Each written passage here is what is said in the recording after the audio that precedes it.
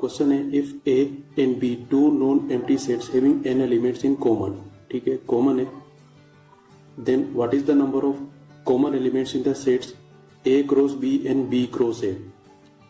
देखो इस पर हम लोगों ने कुछ एग्जांपल्स पहले से कर रखे हैं। जो हमारा एनडीए और एयरफोर्स के लिए एग्जांपल्स का सेट था उसमें ऐसे 2 क्वेश्चन सोल्व किए हुए हैं, एक बार उनको देख लेना। हमने वहां पे जो फॉर्मूले डेवलप किए थे उन फॉर्मूले को हम लोग यहाँ पर काम में ले रहे हैं, ठीक है। तो हम क्या बोलेंगे कि भाई ए में n एलिमेंट्स हैं और बी में n एलिमेंट्स हैं, कौन से वाले? कॉमन वाले, ध्यान रखना है।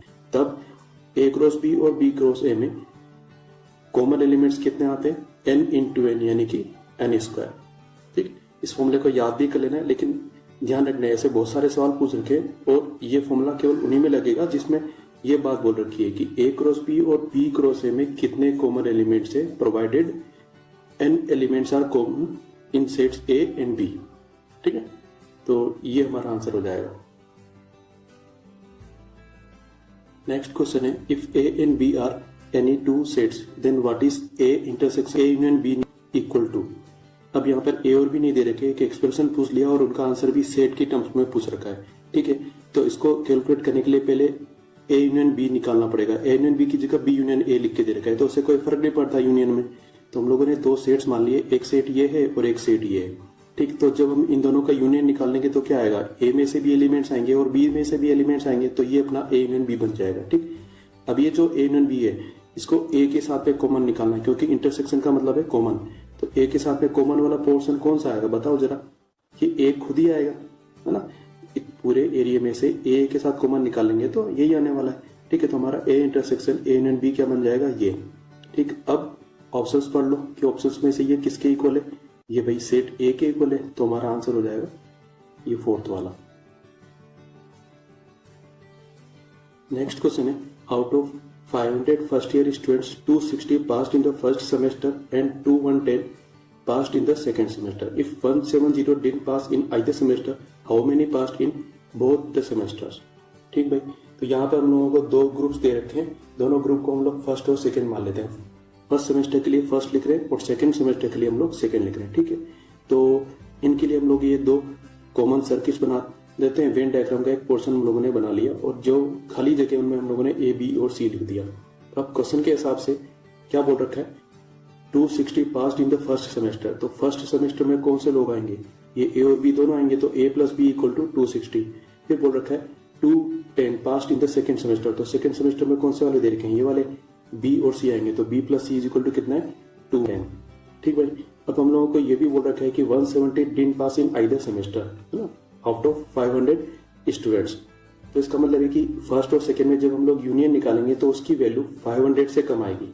ठीक, अब देखते हैं कि फर्स्ट और सेकंड में यूनियन कितना है। यूनियन का मतलब हो गया जो केवल फर्स्ट में पास हुए हो, जो केवल सेकंड में पास हुए हो और जो दोनों में भी पास हुए हो। ठीक है, तो ये कितना है? n first union second, a plus B plus C. ठीक, तो 500 में से जब हम लोग इस यूनियन को माइनस करेंगे तो कितना आंसर आना चाहिए?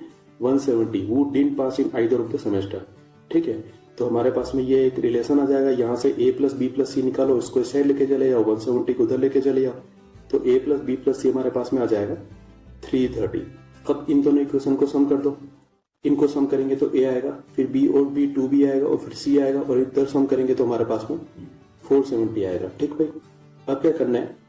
सेकंड में से फर्स्ट को माइनस कर देना है। जब हम लोग सेकंड में से फर्स्ट को माइनस करेंगे तो हमारे पास में 140 आ जाएगा। हम लोग बी में इसलिए इंटरेस्टेड है क्योंकि यहाँ पर यही पूछा है how many passed in both semesters. Both semester का मतलब है ये बी। ठीक है, तो बी की वैल्यू कितनी हो गई? 140। तो ये 4th ऑप्शन हमारा आंसर है।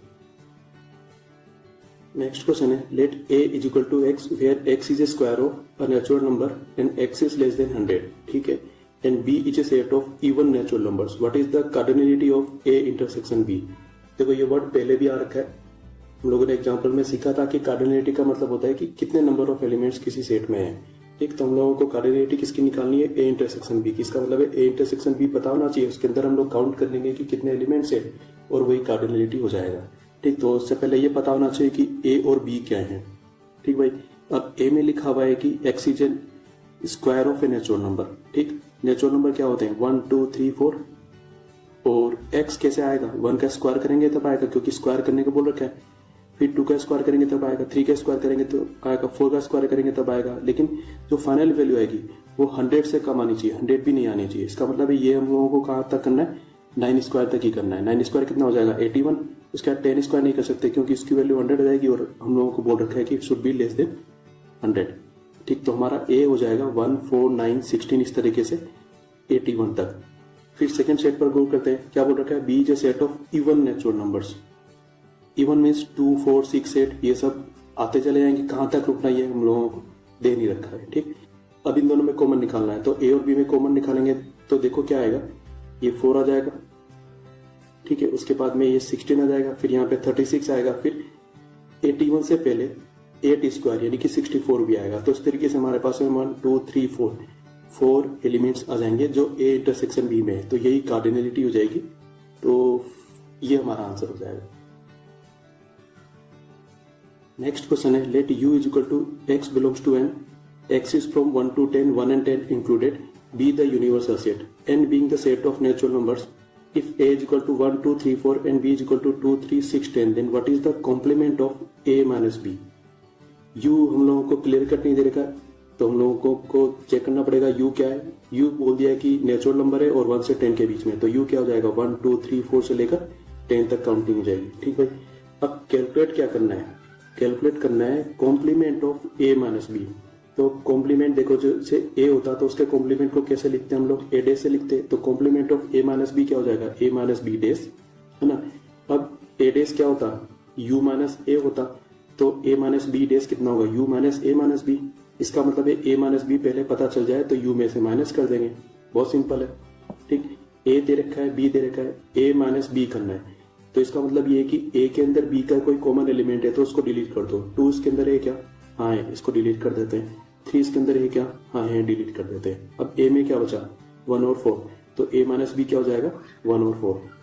अब ये जो a माइनस बी है इसको हम लोगों को u में से माइनस करना है, तो वही मेथड है, u में 1,4 कहीं पर है तो उसको डिलीट कर दो। 1 है क्या, हाँ है, इसको डिलीट कर देते हैं। 4 है क्या, हाँ है, इसको भी डिलीट कर देते हैं।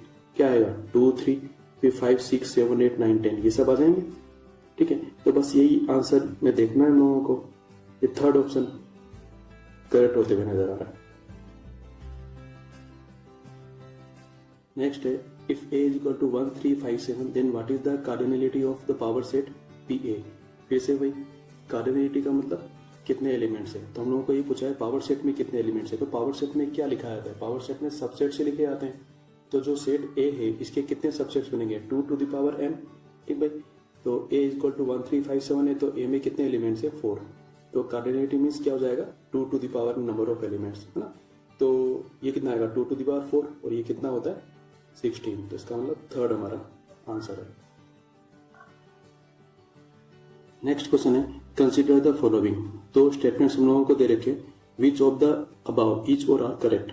तो हम लोग को चेक करना है कौन सा करेक्ट है। अब ये दोनों फॉर्मूले के जैसे लग रहे हैं। देखो, जब ऐसा लिखा होता है कि बाहर यूनियन है और अंदर इंटरसेक्शन है, तो बाहर वाला सेट जो है अंदर सीधे सीधे चला जाता है। जैसे ए यूनियन बी इंटरसेक्शन से लिखा है, तो पहले ए बी के साथ में यूनियन होगा, फिर ए सी के साथ में यूनियन होगा। तो ए यूनियन बी और ए यूनियन सी आना चाहिए, और ये बीच वाला साइन चेंज नहीं होता, मैंने पहले भी डिस्कस किया था। तो ये इंटरसेक्शन लिखा हुआ है, ये इंटरसेक्शन ही रहेगा, ये हमारा स्टैंडर्ड फॉर्मूला है। ठीक, लेकिन जो फर्स्ट वाला है वो कैसा लिख के दे रखा है, यहाँ पर ए इंटरसेक्शन बी दे रखा है, और हम लोगों को जो चाहिए था वो ए यूनियन बी था। इसका मतलब ये फर्स्ट वाला गलत है। ठीक है, नेक्स्ट इसको चेक करते हैं। इसमें भी दो अलग अलग साइन दे रखे हैं, तो इसमें भी जब ए अंदर जाएगा तो पहले बी के साथ में इंटरसेक्ट होगा, क्योंकि बाहर इंटरसेक्शन लिखा हुआ है, फिर ये सी के साथ में इंटरसेक्ट होगा। तो हमारे पास में आएगा पहले ए इंटरसेक्शन बी, फिर बाद में आएगा ए इंटरसेक्शन सी। ठीक है, और बीच का साइन चेंज नहीं होगा, यहाँ पर यूनियन लिखा है तो यहाँ पर यूनियन ही रहेगा। अब इसको यहाँ चेक करते हैं, इधर क्या लिखा हुआ है, ए यूनियन बी, और हम लोगों को क्या चाहिए था, ए इंटरसेक्शन बी। इसका मतलब ये भी गलत है, तो दोनों ही गलत है। तो हमारा जो आंसर रहेगा वो ये, नाइदर 1 नॉर 2। नेक्स्ट क्वेश्चन है, let a is equal to ABCD and B is equal to XYZ, what is the number of elements in A cross B। तो ये तो बहुत ही सिंपल है, सीधे सीधे Na कितना दे रखा है 4, NB इक्वल टू कितना दे रखा है 3, तो Na क्रॉस B कितना हो जाएगा 4 इंटू 3 इज इक्वल टू 12। तो ये हमारा आंसर हो जाएगा। नेक्स्ट क्वेश्चन है, if A is a subset of B then which one of the following is correct. A is a subset of B, इसका मतलब ये है कि ए बी से छोटा भी हो सकता है और ए बी के इक्वल भी हो सकता है। तो जब ए और बी इक्वल हो जाएंगे तो मुझे तो लग रहा है कि ये सारे के सारे ऑप्शंस करेक्ट हो जाएंगे। तो हम लोग ये मान के चलते हैं कि जो ए है ना वो बी से छोटा है, यानी कि A is a proper subset of B. अब A is a proper subset of B, इसका मतलब जब हम लोग इसका वेन डायग्राम बनाएंगे तो ए बी के अंदर बनेगा इस तरीके से। ठीक भाई, अब देखो हम लोगों को यहाँ पर ए सी दे रखा है, बी सी दे रखा है, तो हम लोग पहले ए सी को देख लेते हैं। ए सी का मतलब है पूरे यूनिवर्सल सेट में से ए वाले को डिलीट कर दो। तो जब हम लोग ए वाले को डिलीट करेंगे तो ए के बाहर के जितने भी एलिमेंट्स है वो सब ए सी में काउंट होंगे। ठीक, इसी तरीके से बी सी के बारे में बात करते हैं तो इसका मतलब ये हो गया कि बी के बाहर के जितने भी एलिमेंट्स है वो यस के अंदर काउंट होंगे। तो हम लोगों ने यहाँ पर सेट कर रखा है। अब इसको देखो, पहला ऑप्शन लिखा हुआ है A C is a subset of B C, इसका मतलब है ए सी बी सी से छोटा होना चाहिए। नहीं, ऐसा तो नहीं है। तो बी सी का पोर्शन है वो ए सी के पोर्शन से छोटा है, यानी कि बी सी ए सी का सबसेट हो सकता है, तो ये गलत है। सेकंड पे देखते हैं B C is a subset of A C, यानी कि ये सही हो सकता है। अब थर्ड देखते हैं A C is equal to B C, ये तो केवल तभी हो सकता है जब ए और सी इक्वल हो जाए, है ना, अदरवाइज ये नहीं हो पाएंगे, तो फिर ये गलत हो गया। चौथे को और चेक कर लेते हैं, A is a subset of A intersection B. तो इस केस में जब हम लोग ए इंटरसेक्शन बी निकालेंगे तो क्या आएगा, ए ही आएगा। तो यहाँ पर जो लिखा है इसका मतलब ये है कि ए इंटरसेक्शन बी से छोटा भी है और इक्वल भी हो सकता है, लेकिन यहाँ पे तो एक ही चीज आ रही है कि ए इंटरसेक्शन बी के इक्वल है, इसका मतलब ये करेक्ट नहीं है। तो जो हमारा आंसर बनेगा वो ये बन जाएगा। नेक्स्ट क्वेश्चन है, in a group of 50 people 2 test were conducted, 1 for diabetes and 1 for blood pressure. 30 people were diagnosed with diabetes and 40 people were diagnosed with high blood pressure. What is the minimum number of people who were having diabetes and high blood pressure? तो ये A intersection B type का question है। हम लोग यहाँ पे दो set मान लेते हैं, एक तो डायबिटीज के लिए, दूसरा ब्लड प्रेशर के लिए। तो ND, D stands for diabetes, यानी कि number of elements for diabetes कितना है 30, तो ND is equal to 30। NBP मतलब number of elements in BP, ये कितने दे रखे 40, ये लिख दिया। ठीक, और हम लोग यहाँ पर ये मान के चल रहे हैं कि 50 पीपल में से किसी न किसी को कुछ ना कुछ है, तो ND union BP is equal to कितना हो जाएगा हमारे लिए 50। ठीक है, और ये नहीं भी मानेंगे तो आगे देखो क्वेश्चन में क्लियर हो जाएगा। ND इंटरसेक्शन BP हम लोगों को निकालना है, तो हमारे पास में फॉर्मूला है A यूनियन B वाला, A union B equal to A plus B minus A intersection B वाला फॉर्मूला हम लोगों ने यहाँ पे यूज कर लिया है। ND कितना दे रखा है 30 और NBP कितना दे रखा है 40, ये लिख दिया है। इसकी वैल्यू हम लोगों को निकालनी है, डायबिटीज और BP में जितने लोग कॉमन है उनको निकालना है। तो ये उधर ले जाओ और इसको इधर ले आओ, तो यहाँ पे 30 और 40 70 हो जाएगा और यहाँ पर ये वैल्यू आएगी। अब ये जो एंड डायबिटीज इंटरसेक्शन BP है, इसकी वैल्यू डायबिटीज यूनियन BP पर डिपेंड कर रही है, और इसकी मैक्सिमम वैल्यू कहाँ तक जा सकती है 50 तक, उससे कम भी हो सकती है लेकिन इससे ज्यादा नहीं हो सकती। ठीक है, तो हम लोग जब इसकी मैक्सिमम वैल्यू यूज करेंगे तो एंड डी इंटरसेक्शन BP की वैल्यू कैसी आएगी मिनिमम, और हम लोगों को यही पूछा है। हम लोगों ने ऐसे एग्जांपल्स पहले वाले वीडियो में कर रखे हैं। ठीक है, तो हम लोग यहाँ पर 50 रख देते हैं, 70 माइनस 50 इज इक्वल टू कितना आएगा 20। चलो एक बार के लिए मान लो ये मान लेते हैं कि ये 50 नहीं है, तो 50 से ज्यादा तो हो नहीं सकता, कम हो सकता है, सपोज 40 मान लेते हैं। तो यहाँ पर क्या होता है 70 माइनस 40 30 आता, तो एंड डी इंटरसेक्शन BP की वैल्यू बढ़ जाती, लेकिन हम लोगों को तो मिनिमम वैल्यू चाहिए। ठीक है, तो अब यदि इसको कम करते जाएंगे, 40 को कम करते जाएंगे तो ये बढ़ता रहेगा, ये तो हमको चाहिए ही नहीं। इसका मतलब मिनिमम वैल्यू क्या होगी 20 ही होगी।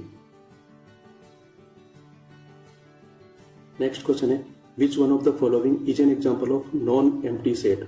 ठीक भाई, एम्प्टी नहीं होना चाहिए। तो पहला क्या लिखा है, set of all even prime numbers. तो इवन प्राइम नंबर तो 2 होता है, इसको हम लोगों ने सेट के अंदर लिख दिया। ये एम्प्टी है क्या, नहीं है, इसमें 2 लिखा हुआ है। और हम लोगों को क्या चाहिए, example of non empty set, तो ये नॉन एम्प्टी हो गया, तो यही हमारा आंसर है। नेक्स्ट आगे करने की जरूरत ही नहीं है। चलो फिर भी एक बार करते हैं। ऑप्शंस में सेकंड में लिखा हुआ है x² minus 2 is equal to 0 and x is rational number. तो यहाँ पे देखो रेशनल नंबर एक्चुअली क्या होता है, क्यूब होता है, और वही रियल नंबर भी होता है। तो एक्चुअली हम लोग यहाँ पर रेशनल नंबर और रियल नंबर में इंटरेस्टेड है। ठीक है, तो x² minus 2 is equal to 0 को हम लोग सोल्व करते हैं, तो x इक्वल टू आता है प्लस माइनस √2। तो √2 तो रेशनल नंबर नहीं है, इसका मतलब यहाँ पर कोई भी वैल्यू नहीं लिखी जाएगी, तो ये एम्प्टी सेट का एग्जाम्पल है। नहीं भाई, हम लोगों को तो नॉन एम्प्टी सेट चाहिए था, तो ये हमारा आंसर नहीं है। थर्ड में क्या लिखा है, x is a natural number, x is less then 8 and x is more than 12। तो ऐसा हो नहीं सकता कि कोई भी नंबर 8 से भी कम है और 12 से भी बड़ा है, तो इसका मतलब यहाँ पर कुछ भी नहीं लिखा में आएगा, तो ये सेट एम्प्टी है। लेकिन हम लोगों को तो नॉन एम्प्टी चाहिए, तो ये हमारा आंसर नहीं है। थर्ड में क्या लिख रखा है, x is a point common to any two parallel lines. कोई भी पैरेलल लाइन कभी भी काटेंगे नहीं, तो यहाँ पर कोई भी पॉइंट निकल के नहीं आएगा, ठीक। तो इसका मतलब है ये भी एक एम्प्टी सेट है। तो हम लोगों को नॉन एम्प्टी पूछ रखा था, तो फर्स्ट ही हमारा आंसर होगा। नेक्स्ट है, if a is equal to 1,2, b is equal to 2,3, c is equal to 3,4, then what is the cardinality of a cross b intersection a cross c। फिर से वही कार्डिनलिटी मतलब कितने एलिमेंट्स हैं, तो इसको कैलकुलेट करने के लिए पहले a क्रॉस b देखना पड़ेगा, a क्रॉस c देखना पड़ेगा, फिर इन दोनों के कॉमन चेक करने हैं हम लोगों को। तो a क्रॉस b कैसे आएगा, पहले a के एलिमेंट्स को उठाएंगे और b के साथ क्रॉस करेंगे, मतलब पेयरिंग करेंगे।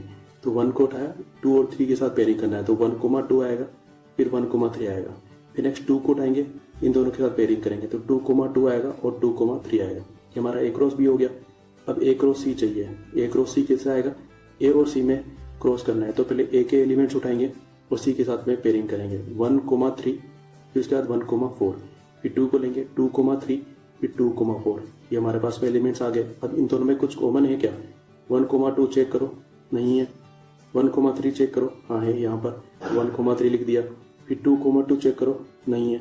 2,3 चेक करो, हाँ है, इसको लिख दिया। तो इस तरह से हमारे पास में 2 एलिमेंट्स आ गए, और यही हम लोगों को पूछा था कि कार्डिनलिटी कितनी है, 2। तो ये हमारा आंसर हो जाएगा। नेक्स्ट क्वेश्चन है, if a is equal to x, y, b is equal to 2,3 और c is equal to 3,4, then what is the number of elements in a cross b union c। तो इसको calculate करने के लिए पहले b union c देखना पड़ेगा, फिर a के साथ उसको क्रॉस करेंगे और फिर चेक करेंगे कि कितने एलिमेंट्स आ रहे हैं, ठीक है। तो b और c का यूनियन निकालते हैं, तो पहले b के एलिमेंट्स को लिखते हैं, 2 और 3 लिख दिया। फिर c के एलिमेंट्स को भी लिखेंगे, तो 3 तो पहले से लिखा हुआ है, तो उसको रिपीट नहीं करेंगे, 4 को लिखेंगे केवल। तो b यूनियन c कितना आएगा, 2, 3 और 4। अब इसको a के साथ में क्रॉस करना है, तो ये a था, x, y, इसको लिख दिया क्रॉस, b यूनियन c लिख दिया। अब क्रॉस करते हैं, तो पहले वाले सेट के एलिमेंट्स को दूसरे वाले सेट के साथ में पेयरिंग कराते हैं 1 by 1। तो ये आ जाएगा x,2, फिर x,3 और फिर x,4। इसी तरीके से y,2, y,3 और फिर y,4। कितने एलिमेंट्स आए, 1, 2, 3, 4, 5, 6। तो नंबर ऑफ एलिमेंट्स कितने हो जाएंगे, 6। तो हमारा आंसर हो जाएगा ये थर्ड वाला। नेक्स्ट क्वेश्चन है, which of the following is a null set. Null set का मतलब होता है एम्प्टी सेट, ठीक। फर्स्ट वाला एम्प्टी है क्या, नहीं, इसमें 0 लिखा हुआ है, 0 एलिमेंट है, ठीक है, तो ये एम्प्टी सेट नहीं है। सेकंड, एम्प्टी सेट है क्या, नहीं है। इस सेट के अंदर ये एलिमेंट लिखा हुआ है जो खुद सेट है, ठीक है, तो फिर ये एम्प्टी सेट नहीं है। ये देख लो, इसमें भी इस सेट के अंदर एक सेट लिखा हुआ है, यानी कि ये भी एम्प्टी सेट नहीं है। फोर्थ को देखते हैं, लिखा हुआ है कि x बिलोंग्स टू r और x² + 1 इज इक्वल टू 0। इसको सॉल्व करते हैं, x² + 1 इज इक्वल टू 0, 1 उधर चला जाएगा, माइनस 1 आ जाएगा, तो x equal to plus minus root minus 1। ये तो हम लोग बहुत अच्छी तरीके से जानते हैं, कॉम्प्लेक्स नंबर इमेजिनरी नंबर होता है, ये रियल नंबर नहीं होता। इसका मतलब यहाँ कोई भी आंसर नहीं आ पाएगा, तो यह नल सेट है, तो ये हमारा आंसर हो जाएगा।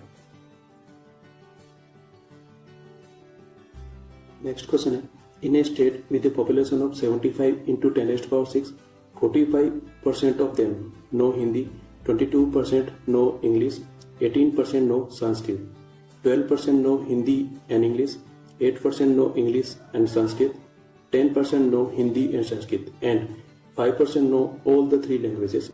उसके बाद हम लोगों को कुछ क्वेश्चन पूछ रखे हैं जो इस इंफॉर्मेशन पे बेस्ड है। 2 क्वेश्चन तो ये हैं और 6 क्वेश्चन इसके पीछे हैं, देखते हैं।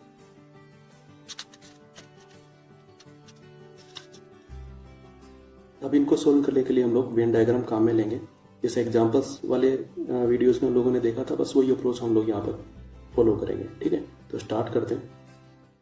तो हमारा जो वेन डायग्राम बनेगा वो इस तरीके से बनेगा, इसमें H मतलब हिंदी, E मीन्स इंग्लिश और S मीन्स संस्कृत। अब हम लोगों को जो दे रखे हैं डेटा, उनके हिसाब से हम लोगों ने इन इक्वेशंस को लिखा है, और ये जब 45, 22, 18 ये सब परसेंटेज ही हैं, ठीक है। तो हम लोगों को लिख रखा है कि हिंदी में कितने हैं भाई, 45%। हिंदी वाले कौन से काउंट होंगे, ये वाले A, B, D और E। तो A + B + D + E कितना है, 45, ठीक है। इसको हम लोग परसेंटेज नोटेशन में नहीं लिख रहे हैं, मान के चल रहे हैं कि ये परसेंटेज में है। नेक्स्ट इंग्लिश में कितने हैं, 22%। तो इंग्लिश के लिए कौन से काउंट होंगे, ये वाले बी, सी, ई और एफ। तो बी, सी, ई, एफ कितने 22%। इसी तरीके से संस्कृत के लिए और बाकी जो भी डेटा दे रखे हैं उनके हिसाब से हम लोग ये इक्वेशन लिख देते हैं। अब इन इक्वेशन को लिखने के बाद में, क्योंकि ये ई सबसे कॉमन वाला पोर्शन हम लोगों को पता है, तो इनकी वैल्यू रख दो और इन इक्वेशंस को दोबारा लिख दो, इससे क्वेश्चन ईजी हो जाता है। ठीक है, आगे के क्वेश्चंस में भी हम लोगों को ये अप्रोच रखनी है, ये अवेलेबल है तो उसको रखो और छोटी इक्वेशन बनाओ। तो इनको रखने के बाद में हमारे पास में जो चेंजेस आएंगे वो इस तरीके से आएंगे और हम लोगों को एक तरीके से सारी वैल्यू पता भी चल जाएंगी। हम लोगों ने पहले लिख दी, ठीक है, और ये जो टोटल था इनको भी हम लोगों ने एक इक्वेशन के फॉर्म में लिख दिया है। तो पता चला कि इन सब का टोटल कितना है 60%। ठीक है, इसका मतलब है जो हमारे पास में पॉपुलेशन है, ठीक है, उसका 40% लोग वो हैं जो इनमें से कोई भी लैंग्वेज नहीं बोलते। ये इसका मीनिंग हो गया, क्योंकि ये 60% ही आ रहा है। ठीक, अब आगे चलते हैं, क्वेश्चंस को देखते हैं। तो पहले क्वेश्चन में क्या बोला है, number of people who do not know any of the about 3 languages. तो 40% आएगा, क्योंकि 60% ये सारी लैंग्वेजेस बोलते हैं, है ना, या तो एक लैंग्वेज या 2 लैंग्वेज या तीनों लैंग्वेज। बाकी जो 40% है वो कोई भी लैंग्वेज नहीं बोल रहे। तो हम लोग इसको कैसे लिखेंगे, 100 माइनस 60 यानी कि 40% ऑफ 75 इंटू 10⁻6, और इसको कैलकुलेट करेंगे तो आंसर आएगा 3 इंटू 10⁻7। तो ये थर्ड हमारा आंसर हो जाएगा। अब अगला क्वेश्चन देखते हैं, number of people who know Hindi only. अब देखो हिंदी ओनली वाले कौन से थे भाई, वापस से फिगर देखते हैं। ये हिंदी ओनली में ये ए हमारे पास में आएगा। ऐसा नहीं सोचना है कि हिंदी का ये पूरा सर्किल ही काम में ले लिया, ऐसा नहीं। इसमें बी, ई और डी इन सब के साथ में कॉमन भी है ना। हम लोगों को खाली हिंदी चाहिए तो ए ही आएगा। और ए की वैल्यू कितनी है 28%। किसका 28%, टोटल पॉपुलेशन का। तो हम लोग इस तरीके से कैलकुलेट करेंगे, 28% ऑफ 75 इंटू 10⁻6। इसको सोल्व करेंगे तो आंसर आ रहा है। अब अपने ऑप्शन देखते हैं हम लोग। ये फर्स्ट में ऑप्शन लिख के दे रखा है 21 इंटू 10⁻6, तो ये हमारा आंसर हो जाएगा। इसी तरीके से नेक्स्ट, वो नो संस्कृत ओनली, ये कितने आ रहे हैं 5%। संस्कृत वाला देखो जरा एक बार और देख लेते हैं। वो नो संस्कृत ओनली कौन से आएंगे, जी। जी की वैल्यू कितनी है 5%, तो टोटल पॉपुलेशन का 5% कैलकुलेट कर लो। ठीक है, तो कैलकुलेशन से हमारा आंसर आएगा 3.75 इंटू 10⁻6।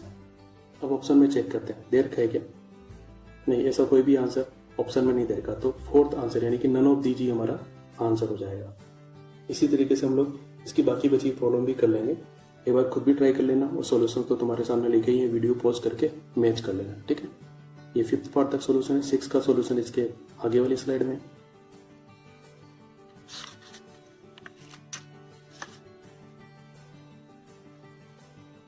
नेक्स्ट क्वेश्चन है, in a survey of 25 students it was found that 15 had taken maths, 12 had taken physics and 11 had taken chemistry. 5 had taken maths and chemistry, 9 had taken maths and physics, 4 had taken physics and chemistry and 3 had taken all the 3 subjects. तो ये problem भी पिछले वाली problem की जैसे ही है। जब ऐसी प्रॉब्लम जिसमें 3 सेट्स हम लोगों को देके रखे होते हैं और उसमें तीनों का कॉमन दिया होता है तो क्वेश्चन ज़्यादा इजी होता है, उनको छोड़ना नहीं है। ठीक है, बस ये है कि इनको कैलकुलेशन करने में हम लोगों को थोड़ा सा टाइम ज़्यादा लग जाएगा, पर क्वेश्चन 100% करेक्ट होगा। ठीक है, तो ट्राई करते हैं, इसका वेन डायग्राम बनाते हैं। ये इसका वेन डायग्राम है। इसमें M मैथ्स के लिए, P फिजिक्स के लिए, C केमिस्ट्री के लिए। ठीक है, अब हम लोगों को ये दे रखा है कि टोटल स्टूडेंट्स कितने थे भाई 25।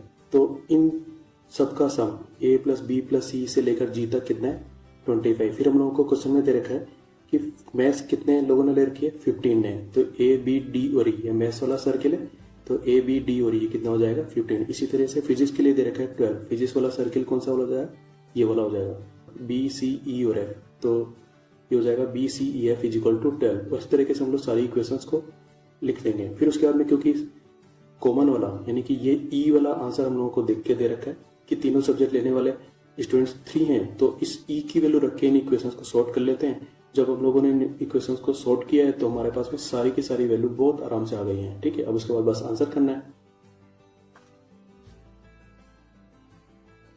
तो इसमें पहला क्वेश्चन है, the number of students who had taken only physics.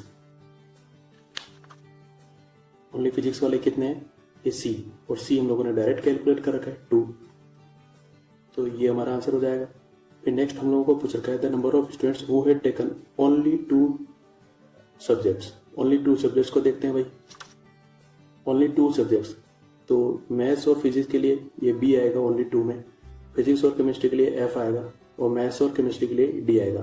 तो इन तीनों को हम लोगों को सम करना है। तो बी डी एफ यहाँ से कैलकुलेट किया, कितना आया 9। तो हमारा आंसर हो जाएगा थर्ड वाला। नेक्स्ट क्वेश्चन पढ़ते हैं इसमें।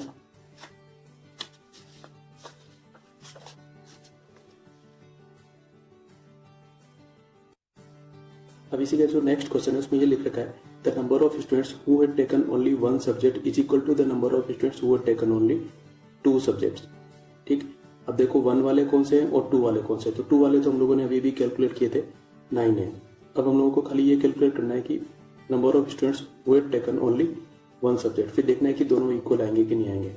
ठीक है, देखते हैं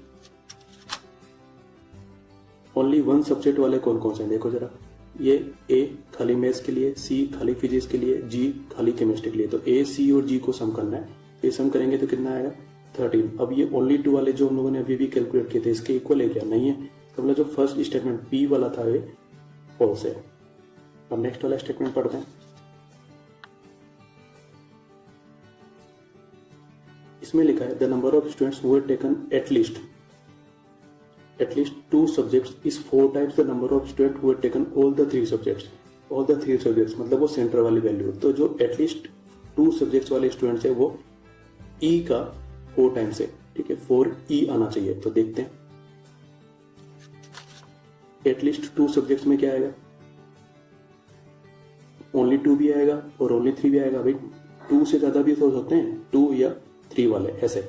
तो ओनली 2 वाले कितने थे 9 और ओनली 3 वाले कितने हैं भाई, ये ई। तो 9 + 3 कितना हो जाएगा 12, और 12 को हम लोग 4 × E ले सकते हैं, 4 × 3। और ये हम लोगों को स्टेटमेंट में दे रखा था, यानी कि जो सेकंड स्टेटमेंट है क्यू वाला वो ट्रू है। तो अब हमारा आंसर क्या हो जाएगा, ई फॉल्स था, क्यू ट्रू था।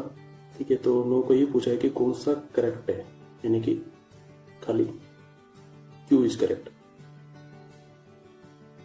नेक्स्ट क्वेश्चन है A and B are 2 sets having 3 elements in common. ठीक है, Na = 5 and B = 4, what is n A cross B. ऐसे क्वेश्चन कई बार पूछ रखे, लेकिन क्वेश्चन को ध्यान रखना है इसमें केवल एक ही ए क्रॉस बी दे रखा है, बी क्रॉस ए वगैरह नहीं दे रखा है, ध्यान रखना है। तो हम लोग यहाँ पे पीसफुली ए क्रॉस बी निकालेंगे और देखते हैं क्या हो रहा है क्या नहीं हो रहा है। तो फर्स्ट में कितने एलिमेंट्स हैं 5, तो हम लोग ए को मान लेते हैं A B C D E 5 elements हो गए। बी में कितने एलिमेंट्स है 4 और कॉमन कितने दे रखे हैं 3।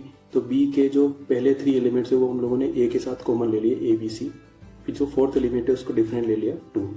अब ए क्रॉस बी करना है, ये हम लोगों ने ए क्रॉस बी किया है। ए क्रॉस बी करने के बाद में यहाँ पर कोई भी चीज एक्चुअली कॉमन नहीं आ पा रही थी, तो रिपीटेशन वाली बात आई नहीं रही थी, है ना। तो हमारे पास में टोटल यहाँ पर 20 एलिमेंट्स आ गए, यानी कि एन ए क्रॉस बी कितना हो जाएगा 20। ये सिंपल 5 × 4 ही आ रहा है, तो 20 हमारा आंसर हो जाएगा, है ना। Next question is let S be a set of all distinct numbers of the form P/Q where P and Q are 1, 2, 3, 4, 5, 6. What is the cardinality of the set S? Cardinality means वही number of elements किस में भाई set S के अंदर, और set S कैसे आ रहा है P/Q करके आ रहा है। P और Q दोनों यही है, तो हम लोग ले देते हैं P भी यही है Q भी यही है। अब P/Q कैसे निकालेंगे, P को लेंगे उसमें सब Q से डिवाइड करेंगे। ठीक है, तो 1/1 1 आएगा, फिर 1/2 आएगा, फिर 1/3 आएगा, 1/4 आएगा, 1/5 आएगा और 1/6 आ जाएगा। फिर नेक्स्ट 2 को लेंगे, उसमें इन सबको डिवाइड करेंगे, तो 2/1 यानी कि 2 आ जाएगा। 2/2 1 आएगा, लेकिन 1 पहले से लिखा हुआ है तो उसको रिपीट नहीं करेंगे। फिर 2/3 आएगा, 2/4 मीन्स 1/2 हो जाएगा, 1/2 पहले से लिखा हुआ है रिपीट नहीं करेंगे। फिर 2/5 आएगा, फिर नेक्स्ट 2/6 में 1/3 आएगा, वो पहले से लिखा हुआ है तो नहीं लिखेंगे। फिर हम लोग 3 को उठाएंगे, 3/1 यानी कि 3/2 ये आएगा, 3/3 1 हो जाएगा, 1 पहले से लिखा हुआ है इसलिए उसको रिपीट नहीं करेंगे। इस तरह से हम लोग इसको केयरफुली करते चलेंगे तो हमारे पास में ये S आ जाएगा। ये सबको काउंट कर लेंगे, बहुत ईजी है। कितने एलिमेंट्स आएंगे 23, तो हमारा आंसर हो जाएगा ये सेकेंड वाला। नेक्स्ट क्वेश्चन है if A = x where x is multiple of 2 means 2 की table, B = x is a multiple of 5 मतलब 5 की table, and C x is a multiple of 10 मतलब 10 की table, then A * B * C is equal to what। ठीक है, A में तो 2 की टेबल है, B में 5 की टेबल है, C में 10 की टेबल है। तो जब हम लोग इसको कैलकुलेट कर रहे हैं तो पहले बी इंटरसेक्शन सी चाहिए। तो बी इंटरसेक्शन सी में देखो क्या आएगा, पहले 10 आएगा, फिर 20 आ जाएगा, फिर उसके बाद में 30 भी आएगा, क्योंकि यहाँ पर 30 आएगा, 35 की टेबल में आता है इस तरीके से।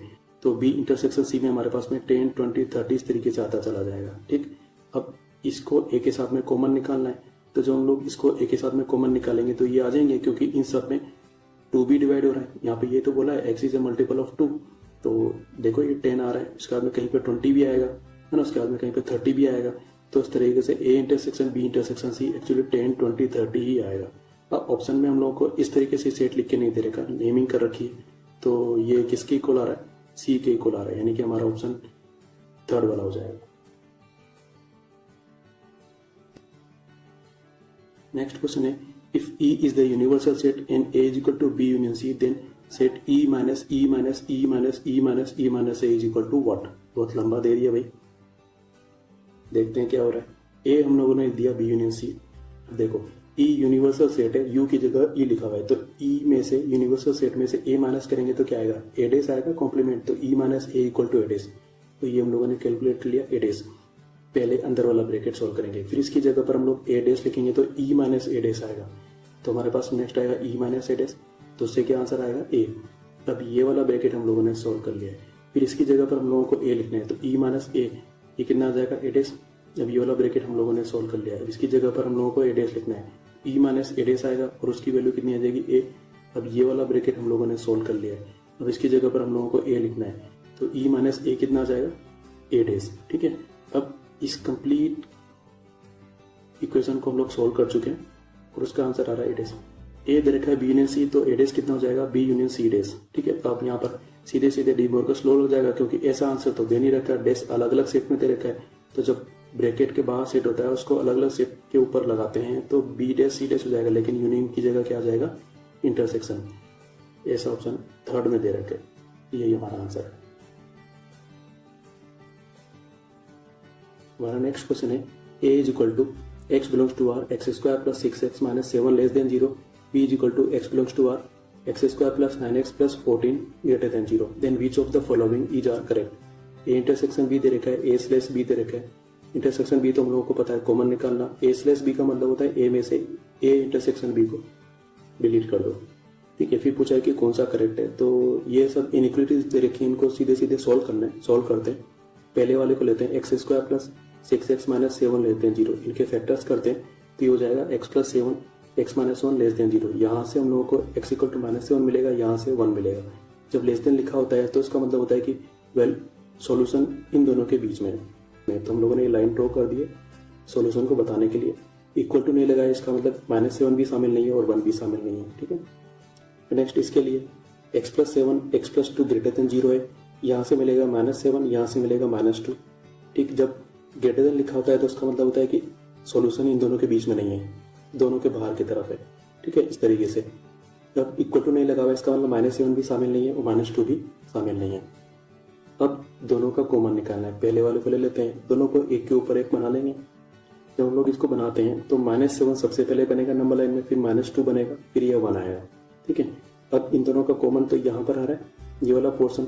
ठीक है, तो जो हमारा सॉल्यूशन आएगा इन दोनों के कॉमन का वो माइनस 2 से लेकर 1 के बीच में आएगा। ठीक, तो माइनस 2 यहाँ पर नहीं है और यहाँ पर है, तो कॉमन निकालेंगे तो माइनस 2 तो कॉमन आएगा नहीं, इसलिए माइनस 2 पर इक्वल टू साइन लगेगा। इसी तरीके से 1 यहाँ पर नहीं है, यहाँ पर है, तो 1 भी कॉमन होकर नहीं आएगा, इसलिए 1 पर भी इक्वल टू साइन लगेगा। तो आंसर में देखते हैं ये इसको मैच कर रहा है ना, इसका मतलब ये करेक्ट है। अब सेकेंड वाले को देखते हैं, ए स्लेस बी।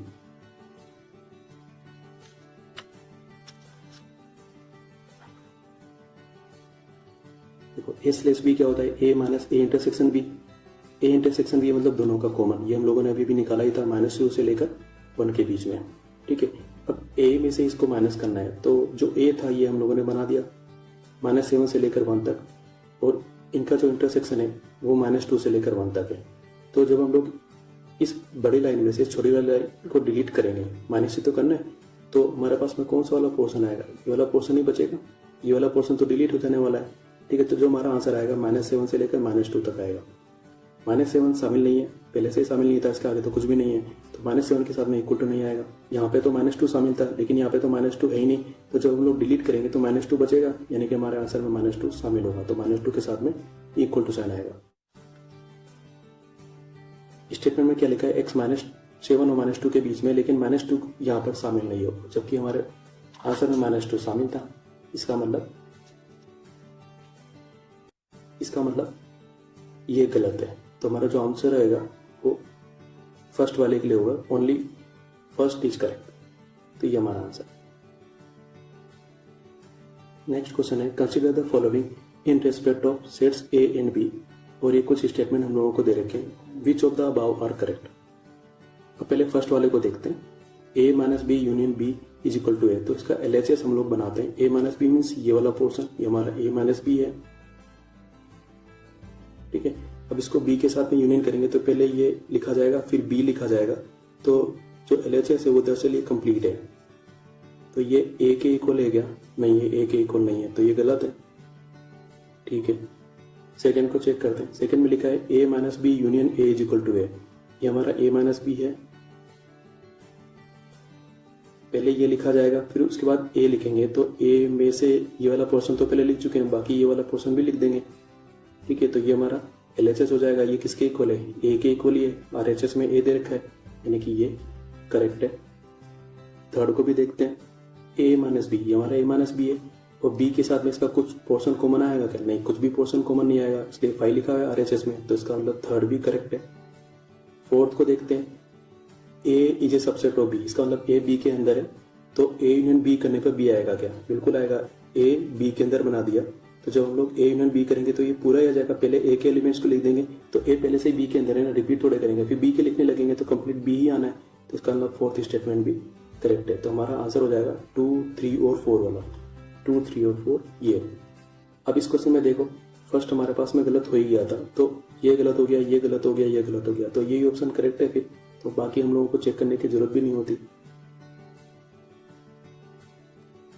नेक्स्ट क्वेश्चन है, let a is equal to 1, 2, 3 से लेकर 10 तक, then number of subsets of a containing 2 और 3 एलिमेंट्स। Number of subsets of a, कितने सबसेट्स बन रहे हैं, इसमें 2 एलिमेंट्स हैं या फिर 3 एलिमेंट्स हैं, ठीक है। अभी काफी बड़ा सेट दे दिया, तो हम लोगों को थोड़ा सोचना पड़ेगा, हम लोग एक 4 एलिमेंट्स का सेट बना लेते हैं और चेक करते हैं कि इसके सबसेट्स कैसे बनते हैं, और वही कॉन्सेप्ट हम लोग इस पे लगा देंगे, ठीक है। तो हमारे पास में ये a इक्वल टू ABCD, सबसे पहला सबसेट 5 होगा, उसके बाद हम लोग सिंगल एलिमेंट्स उठाएंगे, पहले a उठाया, b उठाया, c उठाया, d उठाया। नेक्स्ट हम लोगों को 2 एलिमेंट्स उठाने, तो पहले a को उठाएंगे और उसके आगे जितने भी एलिमेंट्स है उसके साथ में इसकी पेयरिंग करेंगे, तो AB आएगा, फिर AC आएगा, फिर AD आएगा, ठीक है। उसके बाद बन नहीं सकता, अब अगले वाले B को उठाएंगे और उसके आगे जितने एलिमेंट्स हैं उनके साथ पेयरिंग करेंगे, तो B और C आएगा, फिर B और D आएगा, और ज्यादा बन नहीं सकते। अब C को उठाएंगे तो C का उसके आगे वाले एलिमेंट्स के साथ में पेयरिंग होगा, यानी कि C और D बनेगा। D को उठाएंगे तो उसके आगे कोई एलिमेंट है ही नहीं, तो कोई पेयरिंग नहीं कर पाएगी, छोड़ दो। अब 3 के एलिमेंट्स हम लोगों को बनाने हैं, तो 3 के एलिमेंट्स बनाने के लिए 2 एलिमेंट्स उठाने पड़ेंगे और उनको उनके आगे वाले एलिमेंट्स के साथ में ग्रुपिंग करनी पड़ेगी। जैसे पहले AB को लेते हैं, तो AB के आगे C और D है, तो AB की ग्रुपिंग C के साथ में भी होगी, फिर D के साथ में भी होगी, तो ABC फिर ABD, ठीक है, उसके आगे नहीं बन सकता। अब AC को उठाएंगे, ठीक है, A का B के साथ बन गया, अब A का C के साथ, फिर उसके आगे वाले एलिमेंट्स के साथ में ग्रुपिंग करेंगे, तो AC और D ये बन गया, ठीक है। AD को मान लो हम लेते हैं, तो उसके आगे एलिमेंट्स ही नहीं है, तो उसको लेने से कोई फायदा नहीं है। अब हम लोग B से स्टार्ट करते हैं, B और C को लेते हैं और उसके आगे वाले एलिमेंट को लेंगे, B, C और D ये बन गया, ठीक है, उसके आगे है ही नहीं कुछ। फिर हम लोग मान लो CD लेते हैं, तो कोई फर्क नहीं पड़ता क्योंकि इसके आगे कोई एलिमेंट नहीं है, तो बस इतना ही हमारे पास में 3 वाली ग्रुपिंग बनेगी, फिर लास्ट में 4 वाली ग्रुपिंग बन जाएगी, ठीक है। तो यही कॉन्सेप्ट हम लोगों को यहाँ पे लगाना है। A में हम लोगों ने लिख दिया, फिर हम लोगों को तो खाली 2 और खाली 3 वाले चाहिए, तो खाली 2 वाले के लिए 1 से उठाएंगे और उसके सबके साथ में पेयरिंग कर देंगे, तो 1 2 फिर 1 3 1 4 ऐसे बनते बनते 1 10 ऐसे ग्रुपिंग बनेगी, और ये कितने होंगे 9। फिर हम लोग 2 को उठाएंगे और फिर 2 3 2 4 उसके आगे वाले तो यही है, इनके साथ में इनकी पेयरिंग होगी, तो 2 3 से स्टार्ट करेंगे 2 10 तक, ये कितने बनेंगे 8। फिर 3 से स्टार्ट करेंगे, 3 4 से स्टार्ट होगा 3 10 तक जाएगा, कितने बनेंगे 7। ऐसे हम लोग करते जाएंगे तो लास्ट में 9 10 वाली पेयरिंग बनेगी 1 तक। ये सबको जोड़ देंगे तो 2 2 वाली जो हमारे पास में सबसेट्स आ रहे हैं वो कितने बनेंगे टोटल 45। तो हम लोग 3 वाले बनाते हैं। जब हम लोग 3 वाले बनाएंगे तो पहले दो एलिमेंट्स उठाएंगे शुरू वाले, फिर उनको आगे वाले एलिमेंट्स के साथ में ग्रुप करेंगे। तो पहले 1 2 लिया, तो स्टार्ट कहाँ से करेंगे 1 2 फिर 3 फिर 1 2 4 फिर 1 2 5, इस तरीके से 1 2 10 तक। नेक्स्ट हम लोग 1 3 को उठाएंगे, ठीक है, और फिर उनको आगे वाले के साथ में ग्रुपिंग बनाएंगे। तो 1 3 4 फिर 1 3 से लेकर 10 तक, इसी तरीके से 1 4 कर लेंगे, फिर 1 4 5 1 4 6 1 4 7 से लेकर 1 4 10 तक। इस तरह से हम लोग ग्रुपिंग करते चलेंगे। फिर 2 3 को उठाएंगे, फिर 2 4 को उठाएंगे, फिर 2 5 को उठाएंगे, और इस तरह से हम लोग ग्रुपिंग करेंगे और 1 बाय 1 देखेंगे कि कितने सबसेट हमारे पास में आ रहे हैं। जब हम लोग 1 को उठाते हैं तो 1 2 वाले 8 ग्रुप बनेंगे, 1 3 वाले 7 ग्रुप बनेंगे, 1 4 वाले 6 बनेंगे, और इस तरीके से जब हम लोग 1 9 तक पहुंचेंगे तो लास्ट में 1 ग्रुप बनेगा। तो 8 7 6 5 4 3 2 1 ये सबको सम करेंगे। तो ये हमारे पास में फर्स्ट लाइन में 1 के हिसाब से जो 3 एलिमेंट्स वाले सबसेट बनेंगे वो इस तरीके से बन जाएंगे, और इनको हम लोगों ने इस तरह से लिख दिया कि 1 वाले कितने सबसेट्स बन रहे हैं, इतने सारे बन रहे हैं। फिर नेक्स्ट ऐसे 2 वाले देखेंगे तो एक कम बनेगा, है ना, यानी कि 8 की जगह पर 7 से काउंटिंग स्टार्ट होगी। फिर 3 वाले देखेंगे तो 6 से काउंटिंग स्टार्ट होगी, फिर 4 वाले देखेंगे तो 5 से काउंटिंग स्टार्ट होगी। इन सबको हम लोग सम कर देंगे तो ये कितना आएगा 120 और 45 कितना हो जाएगा 165। तो टोटल सबसेट्स हमारे पास में कितने बनेंगे 165।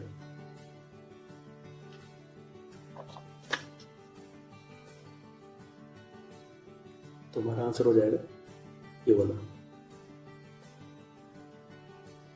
नेक्स्ट क्वेश्चन है, a survey was conducted among 300 students. It was found that 125 students like to play cricket, 145 students like to play football, and 90 students like to play tennis. 32 students like to play exactly 2 games out of the 3 games. फिर हम लोगों को ये 2 question दे रखे हैं, तो ये भी पहले के क्वेश्चंस की जैसे 3 सेट्स हमारे पास में बनेंगे, 3 सर्किल हम लोगों ने बनाए, क्रिकेट के लिए, फुटबॉल के लिए, टेनिस के लिए, और ये हमारे पास में एलिमेंट्स हैं, ठीक है। तो 300 स्टूडेंट्स में हम लोगों ने एक सर्वे कंडक्ट किया है, और ऐसा कोई हम लोगों को आंसर में भी नहीं पूछ रखा है, हिंट नहीं दे रखा है, तो हम लोग मान के चलेंगे कि ये सारे के सारे कोई ना कोई गेम खेल रहे हैं। तो हम लोग लिख देते हैं कि A + B + C + D + E + F + G = 300। Next हम लोग को दे रखा है कि 125 स्टूडेंट्स क्रिकेट प्ले करते हैं, तो ये क्रिकेट वाले A B D E वाले ये 125 है। 145 लोग फुटबॉल खेल रहे हैं, तो फुटबॉल वाले ये हैं B C E और F, ये 145 है। 90 लोग टेनिस खेल रहे हैं, ये टेनिस वाले हैं D E F और G, ये 90 है। फिर दे रखा है कि 32 students like to play exactly 2 games. Exactly 2 games का मतलब जैसे क्रिकेट और फुटबॉल B आएगा, फुटबॉल और टेनिस F आएगा, क्रिकेट और टेनिस ये D आएगा। तो B D और F इनका सम कितना दे रखा है 32। अब देखो हम लोगों को खाली ये सोल्व करना है और अपने आंसर बताने हैं। How many like to play all the 3 games, यानी कि E की वैल्यू हम लोगों को निकालनी है। तो फर्स्ट और सेकंड को हम लोग माइनस करते हैं, तो हमारे पास में C F और G की वैल्यू आ जाती है, ये आ रही है 175। अब 6 में से थर्ड इक्वेशन को माइनस करेंगे हम लोग, तो C से C कैंसिल हो जाएगा, F से F कैंसिल हो जाएगा, तो आंसर आएगा G - B - E, ये इक्वल टू हो जाएगा 30। ठीक है, नेक्स्ट 4 - 5 करेंगे तो ये इक्वेशन बनेगी, और दोनों को हम लोग माइनस करेंगे तो E की वैल्यू हमारे पास में आ जाएगी 14। ठीक है,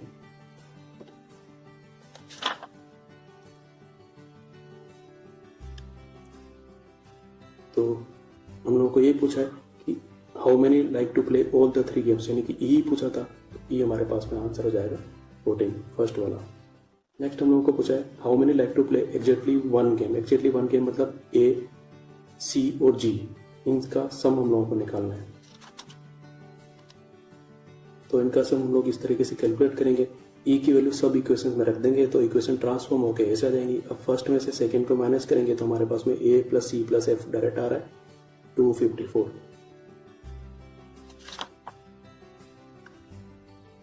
तो हमारा आंसर हो जाएगा थर्ड वाला।